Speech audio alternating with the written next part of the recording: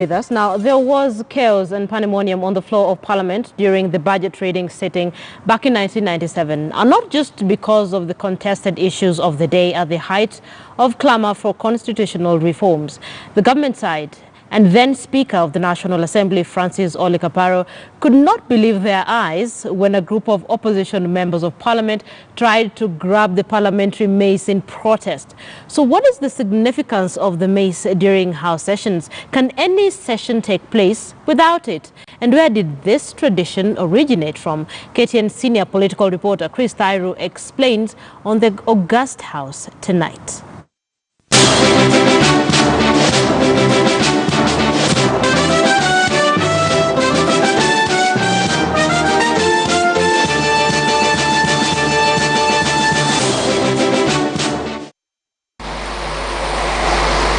The year is 1997 and the 7th Parliament is in session. The country expectantly awaits for Finance Minister Musalia Mudavadi to read the budget statement.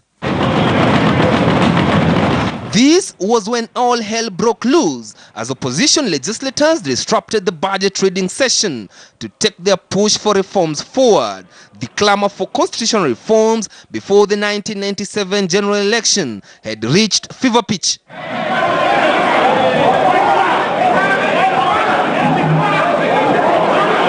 The chaos went down in the presence of the then President Daniel Arap Moi, and this was the first time in the country's history that honorable members of parliament exchanged blows on the floor of the House as some opposition legislators tried to grab the mace.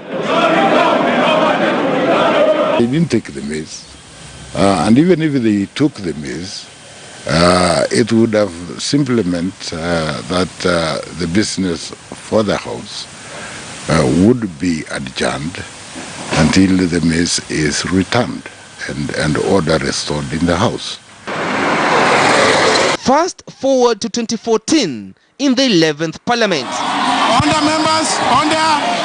Lawmakers exchanged blows and the then Deputy Speaker, Dr. Joyce Laboso, had water poured on her as Parliament passed the contentious security laws in what many describe as the most acrimonious session of Parliament since the promulgation of the 2010 Constitution. This time, opposition MPs did not manage to grab the mace, but it was not for the lack of trying. The mace is a symbol of authority in the chambers of Parliament. The mace is a symbol of authority of the House. And the mace arrives at the House together with the Speaker.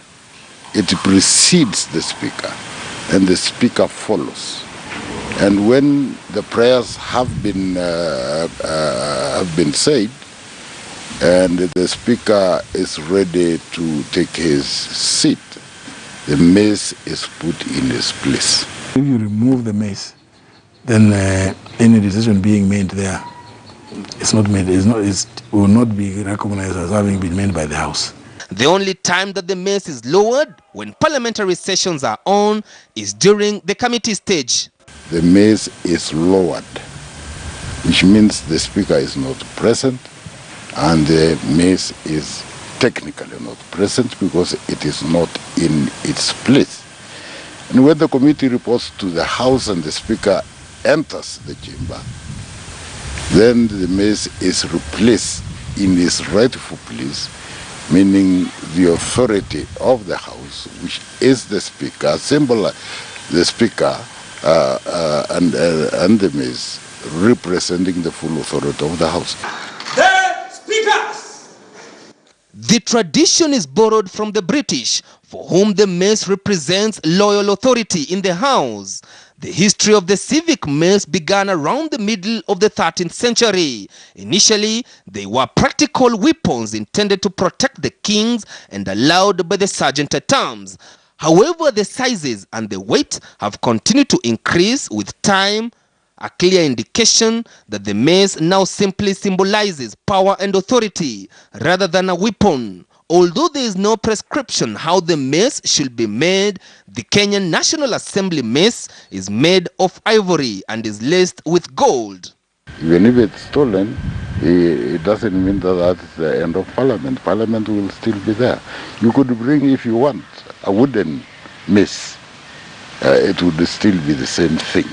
It would still symbolize the same authority, so long as it is under the authority of the chair. The culture of grabbing the mace to disrupt the proceedings is not a new exercise the world over.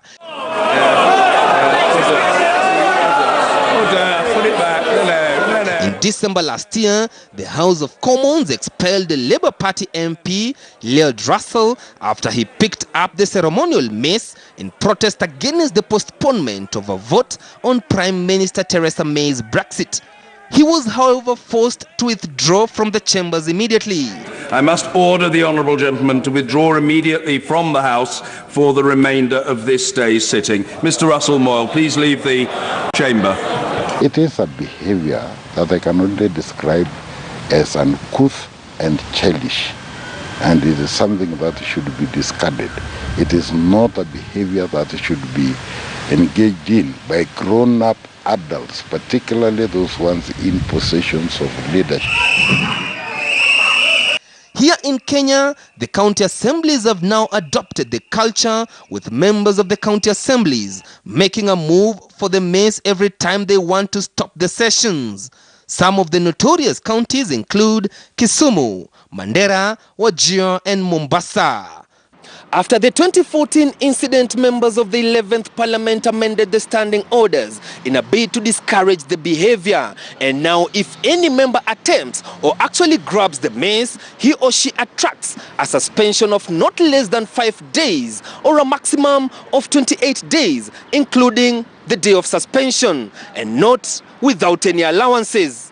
Chris Dairu, KTN News at Parliament Buildings in Nairobi.